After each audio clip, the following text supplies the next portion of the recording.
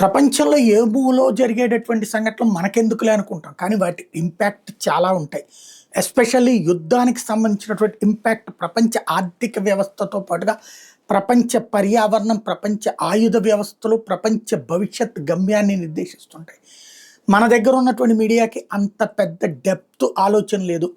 మనం నెత్తినేసుకునేటటువంటి పార్టీలు ఏ మేరకు ఉన్నాయి, వాళ్ళతో మనకు ఎంత లాభం కావాలి, ఈ దరిద్రం తప్పించి ఏదో వార్తల మధ్యలో అంటే మనం భుజానేసుకున్న పార్టీల వార్తల మధ్యలో కొన్ని అంతర్జాతీయ వార్తలు, జాతీయ వార్తలు అని ఇస్తున్నారు. కానీ ఇజ్రాయెల్ వెళ్ళి ఇరాన్ మీదన పెద్ద అటాక్ చేస్తే అది వదిలేసుకుని ఈ లోకల్గా చిన్న చిన్న అంశాలని తీసుకుని నడుపుతున్నారు. సరే, అహ్మదాబాద్ ఫ్లైట్కి సంబంధించిన దాంట్లో కవరేజ్ చేయొచ్చు. దాంతోపాటు అతిపెద్దదైనటువంటిది ఇప్పుడు మూడో ప్రపంచ యుద్ధానికి దారి తీస్తుందా లేదా పక్కన పెడితే, అణుస్థావరాలు కలిగినటువంటి ఇరాన్ మీదన ఇజ్రాయెల్ భారీ దాడి చేస్తే అంత చిన్న కవరేజ్ ఏంటో నాకు అర్థం కాలేదు. బ్రేకింగ్ లేసి మధ్యలో 2 మొక్కలు తీసాడు. మరి అది వాళ్ళ తెలివి తక్కువ అనుకోవాలా, లేకపోతే కనుక అంత డీప్గా మాట్లాడేవాడు ఎవడు లేక వదిలేశారు అనుకోవాలా.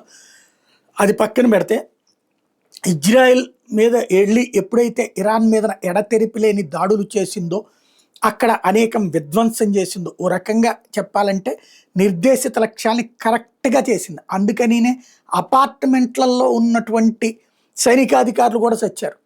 అట్లాగే వివిధ ప్రదేశాల్లో ఉన్నటువంటి వాళ్ళ సైంటిస్టులు కూడా చచ్చిపోయారు. అంటే అంత ప్రెసిషన్ అటాక్స్ అంటారు. అంటే నిర్దేశిత లక్ష్యాలు స్పష్టంగా దెబ్బతీయటం, దాంతోపాటుగా అణుస్థావరాలని కరెక్ట్గా దెబ్బతీసింది.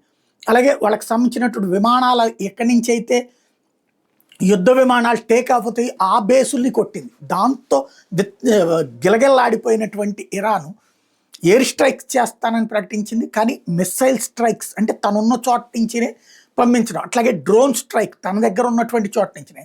ఈ రెండింటి మధ్యన 2000 కిలోమీటర్ల దూరం ఉంటుంది.